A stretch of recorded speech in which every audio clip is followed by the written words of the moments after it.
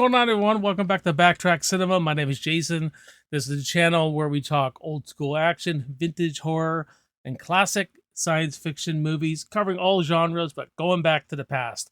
So if you like this kind of channels, like this kind of content, please like, subscribe, hit the notification bell, all that stuff. And we're going to get right into today's video, which is the Conjuring Universe tier ranking. I recently went and saw Last Rites within the last week or so, so it's time to do a tier ranking, get my thoughts out there on this whole franchise, a franchise I really like. I think I like it a little bit more than most people like. It's definitely it has gotten this reputation of just jump scares and cashing in on certain things that worked in other movies that weren't quite well executed in other movies. But in saying that, really love this franchise, honestly. I think it's fairly solid.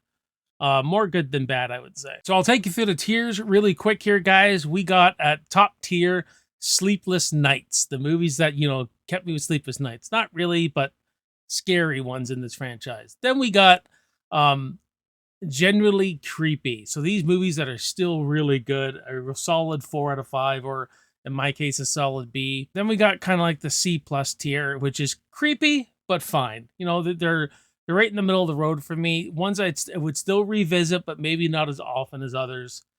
Then our next two tiers are the bottom of the barrel ones. We got Jump Scare Central. So these are ones that are just, ones I won't return to very often unless I was to review it or something.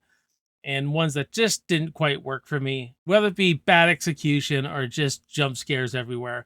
And then our last one is just a snooze fest, a movie that just does not work for me on any level. Nothing could save it, and I wouldn't likely return to it. And all the movies in this universe here are in release order, I believe. At least I hope so. It'll be all right. It'll be all right, guys. So we're going to start with the original Conjuring here from 2013. And I'm putting this one right up into Sleepless Nights. This was a movie that I really enjoyed when I first watched it. It was one of the scariest movies I've ever seen at the time. There's really only 3 movies that have made me really feel uneasy, where I'm creaking up the stairs at night, or they really got into my head, made me think. And that really is The Conjuring, The Exorcism of Emily Rose, and the first Paranormal Activity movie. That just shows you like what kind of gets to me. The Conjuring is just an old school slow burn where he really builds up the scares and the tensions. Patrick Wilson and Vera Farmiga as Ed and Lorraine Warren are really just carrying this movie. I mean, their relationship, I buy into it. I care about them. You care about this family more through the mother and father's eyes. I think the second movie kind of fleshes out the family a little bit better. And he really has very few jump scares in this one. They ratcheted it up by giving you the tension first. I mean, there's so many great moments, whether it's the hiding clap scene, the wardrobe scene, look at what you made me do, where the woman in the kitchen comes with her wrist, is pretty good stuff. But I think the one for me that I just really, really loved is when I think it's Christine, when she's being pulled out of bed and then she sees the shadow at the door. We don't see anything, going more for what we think we see, and she sees that shadow behind the door. She's freaking out. This little actress just sells the hell out of this scene. And then the door swings closed. It's like, oh my God, it's scary stuff. The parents run in and this gets chaotic. Everything steps up and gets more chaotic till they're terrified. So James Wan really went for that old school slow burn horror, more like from the 70s, and it really worked. And I just really like the directing style too, with how grainy it is.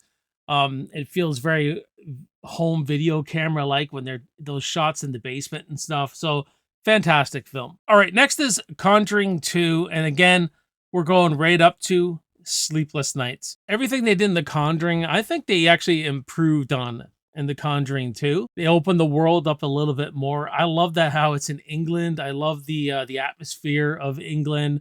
We're focusing on more like 2 families plus Ed and Lorraine Warren.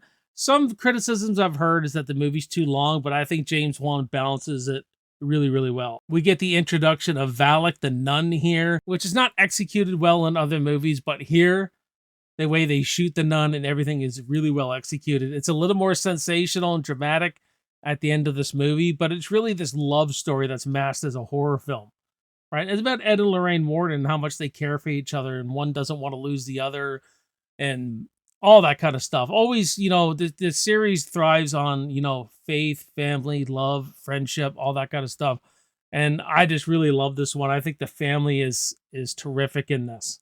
From the mother to the daughters, the brother, like I just really feel the closeness of this family here, which I really love. And the interesting little storyline of, the demon Valak using the ghost, the spirit of Bill Wilkinson as a pawn and everything like that, and how that mystery that all unfolds, I really, really enjoyed. It's probably their best performance too. Vera Farmiga and Patrick Wilson as Ed and Lorraine Warren here. I would say I really like, and that opening with the Amityville horror and everything. That was really cool. That could have made a little movie all in itself. Okay, coming out next is Annabelle, the first spin-off Annabelle, which I'm gonna put creepy but fine. A lot of people consider this bottom of the barrel. I have an okay time with this one. I think it's because of Annabelle Wallis, Mia. I think she's a pretty good character. I could latch on to, and I do like the themes of sacrifice in this one. The lady at the end sacrifices herself for the baby and for Mia, kind of going back to The Exorcist, how, Father Karras sacrifices himself. So I kind of like that. It has the Rosemary's Baby kind of apartment feel. This movie could have been executed better. I completely agree. You see the jump scares coming a mile away. You could see all the beats and everything. I think the character of Mia just stands out here for me. And that's why I got it at, creepy but fun. I like it a little bit more than most people, but I like these kind of movies a little bit more than most people. Even when they're subpar, there's still something about them that I like. They're good date movies, right? If you just want to put on for a fun time. And Annabelle is always fairly creepy, right? But James Wan seems to make her creepiest in that first movie, right? With The Conjuring. All right, coming up next is Annabelle Origins, and I'm going to put that in genuinely creepy. This was a really big surprise. I never saw the trailer for this, so I think I got into this movie even more. And I went back and watched the trailer, and where you see the little girl get hit by the car at the beginning, that's all in the trailer. I'm like, why would you put that in the trailer? Because it was a little bit of a shock when we first saw it, when my wife and I went and saw this at the theater. I like the setting of this one. I like the atmosphere. I like the two young leads we follow here. The way it ties into Annabelle. This is a prequel, and it goes before Annabelle, how Annabelle was created, and it ties right into that good. And the third act kind of goes full-on slasher mode, kind of, which I really enjoy. David Sandberg, the director, I think, he makes you care about the characters in this. And I do like the scares, especially the bit with the gun, where she shoots the thing out of the gun, and you just hear things. See?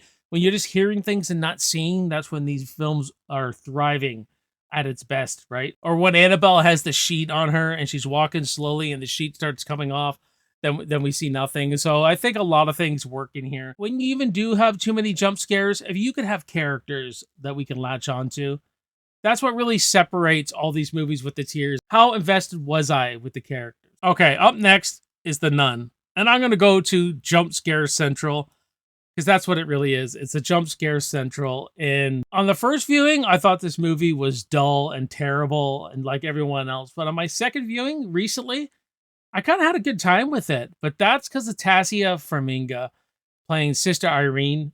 She hasn't done her vows, so she's wearing the outfit in white. And then Nun II, she's done her vows and she's wearing the nun outfit in black. For her and her priest travel to Romania, and this is all the prequel stuff to do with the nun, Valak. Conjuring 2, Valak was defeated, sent back to hell. Now we're seeing how this demon originated and all that. And it does have great atmosphere and a setting. That's what's really, really got going for it. Plus, like I said, Sister Irene, Tassia Farmiga is another one. I just can't keep my eyes off her. You know what I mean? I like her in every movie I've seen her in. She's just really, really captivating. But yes, way, way, way, way, way too many jump scares. But here's the thing about the Conjuring universe, and as a big horror fan, I've watched horror all my life. Huge horror fan I am. Action movies, horror fan. But the general movie-going audience, this is something I just realized in Last Rites when I went and saw it in the theater, is that not everyone is like us guys. So if those of you are watching who are a big horror fan, that's all you do is talk horror all day, every day. Yeah, this movie is not going to work. You're going to see everything come a mile away. But the average person who goes to the movie theater. It's just the average movie going audience, and they're not used to all the stuff that's being thrown at them. I'd really like to see some analytics on that, like weird stats or whatever, but they don't see all that stuff coming sometimes. Like, I watched these movies in a theater with other people, and a lot of people were jumping at spots where I was like, not doing nothing for me, right? I think it depends what kind of movie fan you are. And so, yeah, The Nun doesn't work for me necessarily, but it may for a lot of other people. Every one of these movies, I think, made money. They've tapped into the general movie going audience, going on a date, getting a few jump scares. You know what I mean? Some are better than the others, obviously. But yeah, so I did enjoy this one a little bit more when the priest is being buried alive. I'm like, no, no, I'm out. No, thank you. That'd be a horrible way to die. I did like that little with the bell and everything, ringing the bell. I did like that little that gag. So yeah, the nun. It is a jump scare central. Oh boy, the Curse of La Llorona. I just recently watched this, and unfortunately, not even Linda Cardellini could save this movie. This is an absolute snooze fest. I was falling asleep during this thing. This thing was so boring. It wasn't engaging. Linda Cardellini is really good in it. I really like her when she's on screen. Yeah, she's keeping you watching. And even a lot of the actors in there, they're okay and everything, but I just couldn't get engaged to the story at all. I don't know if it's just the whole folklore of the Mexican Curse of La Llorona is just not for me or whatever. I didn't find it executed well. I thought the boys at the beginning, the two young boys who end up getting killed, I felt their fear and the tension of that a lot more than when we switched to Linda Cardellini's family. I don't know. This one just didn't do a whole lot for me. And obviously, I think by this time when I went through all these movies, I think this is the last one I watched, so I was getting Conjuring fatigue. So unfortunately, I found it to be a snooze fest. All right, Annabelle. Annabelle comes home. I'm going to put up in creepy, but fine. It's fine. This is The Conjuring giving you a good time. Like I say, if you're on a date, you're out with your wife, spouse, whatever, it's you're having a good time with this one. The museum that the Warrens have, all these things get out and see what kind of chaos can ensue. I find it pretty entertaining in a pretty meaningless way. It's just an entertaining date night at the movies, right? But I like how they focus on Judy in this one. And, you could see everything building up to last Rites, the last Conjuring film. Now we're focusing on Judy and that she has the same gift her mom has. I love McKenna Grace here as Judy. I think she was great filling in the roles for the character of Judy here.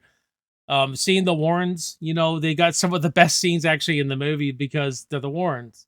Patrick Wilson and Vera Farmiga do this series justice, right? But a lot of people have criticized this as they're just, putting tidbits in there to sell another movie. They're cashing in on other things just to put out another movie. Like, are we going to see The White Bride? Are we going to see, another Annabelle movie? Are we going to see all the cursed objects could all be their own movie eventually? So yeah, I get that. Even though I don't feel that way when I watch it. And our main lead here, the blonde girl, I can't remember their names in here, but and her friend there, the brunette, I think, learns a lesson here where she just wants to communicate with her father again and how dangerous doing that really is, right? And she learns a little lesson here, which I think was I don't know, I think it was quite good. The werewolf scene too was pretty good. I did enjoy that werewolf scene, even though it was all CGI fest. I thought it was pretty good. All right, The Conjuring 3, The Devil Made Me Do It. We're gonna put this up into creepy, but fine. Definitely not. This is not the scariest Conjuring movie, not by a mile. There is a cool little exorcism bit at the beginning. Again, CGI fest, but I don't know. I find it still fun. I find the Warrens still showing up the screen. They're still good. I'm still invested with their story. Patrick Wilson's Ed here is got heart problems now, so they put that into the story. And I do like how our villain is like the daughter of a priest who becomes a witch, and she's kind of pulling the strings by putting a curse on these people and everything like that. The movie can feel a little convoluted with all the storylines, and it does feel like an episode of a cop drama where they hire these paranormal investigators to solve a case kind of thing, right? But it's just not scary. I like the courthouse stuff. If there was more of it, maybe they should have went with a more exorcism of Emily Rose thing here, but they didn't. But it's not bad. You know what I mean? It's again, it's creepy. It's fine. The movie's fine, man. All right, the Nun 2, we're gonna go up to Jump Scare Central. Now I did again. It's weird. I watched the Nun and Nun 2 back to back, and I enjoyed the Nun 2 on first time watch better than I enjoyed the Nun. This time I enjoyed the Nun better than the Nun 2. The Nun 2 I found a bit of a slog to get through, to be honest with you. I did like the whole how Valak does the fire thing, snaps, and the priest goes up in fire, and then it starts happening to Sister Irene. But you know, Sister Irene's special, she gets out of it and all that kind of stuff. So it's fine, and I do like in both Nun movies, Marcus. I do enjoy his character for the most part, but again, it's loaded and loaded and loaded with jump scares. But I think the Nun 2 has better characters to get invested with a little bit more. I got these movies kind of if I'm grading them three and a half in that area for both movies, but I mean, I just found the Nun 2 kind of a little bit harder to get through this time. I don't know. I don't know if it's just the mood you're in or what with these movies, but still, I still, you know what I mean? I probably wouldn't return to the Nun 1 or the Nun 2 if I'm watching these, unless I'm marathoning them or doing retrospectives or reviews on them. Um, Anything from creepy but fine and up, I'd be rewatching. All right, until our last movie, a fairly still recent movie, The Conjuring Last Rites. I was really torn.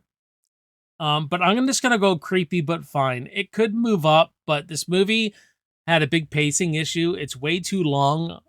They should have took notes from The Conjuring 2. James Wan, I think, should have directed this. I mean, I think we've given Michael, is it Chavez or Chavez? I think Michael enough leadway now, enough to get his known style. Unless he's getting pigeonholed by the studio, I do not know, but he can't seem to balance really raw tension with the characters. I think some of the character work is pretty great in The Conjuring 4. We send off the Warrens really, really well in it. I like how they focus on Judy, and Judy's taking the reins, and it's really a return to family, faith, love, all that kind of good stuff. I really like all that. There's so much setup in this movie, which I get why is there. Then it feels rushed, and then the evil presence that we're dealing with, we don't even get to know a whole lot about it. You know what I mean? Because they probably would have tacked on another 20 minutes, right? So I think this movie needed the script hashed out a little bit better. But as far as like the performances are great. I love Tony here, Judy's boyfriend, and the play between him and Ed is great. Lorraine is great, is awesome. Vera Farmiga is just bringing this character to life again, and the way they close this movie out, I think, is very, very satisfying.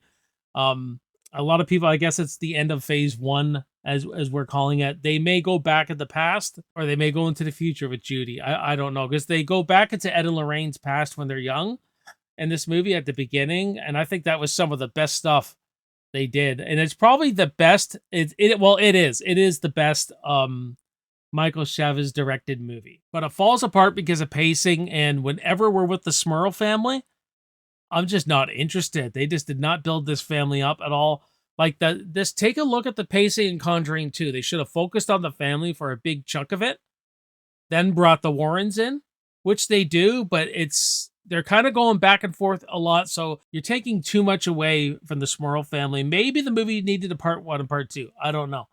But yeah, issues with the script and pacing, really, really for me. But you know what? The character stuff is great, I will admit. And seeing some other iconic characters of the franchise come back and all that kind of stuff, it was really nice to see. Well, that's it, guys. That is the Conjuring Universe in a tier ranking. My tier list here. I'd really love to see your tier list, or just a ranking, or just talk about these movies in the comments. Let me know what some of your favorites and what aren't. If you like these kind of videos, then like, subscribe, all that jazz. Let's build a great community here. And also let me know, what did you like Conjuring Last Rites? Were you satisfied with it?